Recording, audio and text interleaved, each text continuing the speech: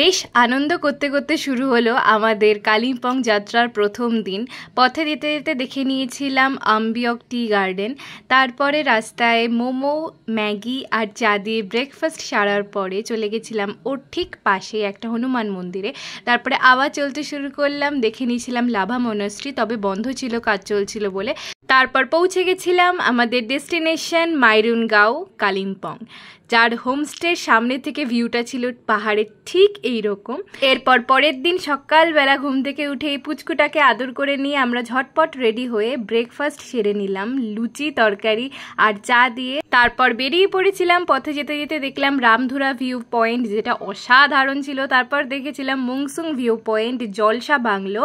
আর যেই বাংলোর সামনেটায় ছিল এত সুন্দর একটা পাহাড়ি ভিউ, এরকম একটা ভিউ থাকলে কে না এখানে বাড়ি করবেন না বলো তো। তারপর ফিরে এসে লাঞ্চ করে নিয়ে বিকালে দাদা বৌদির সাথে জমিয়ে মজা করলাম। পুরো ভিডিও চলে এসেছে, দেখে নাও কি ঝটপট। টাটা।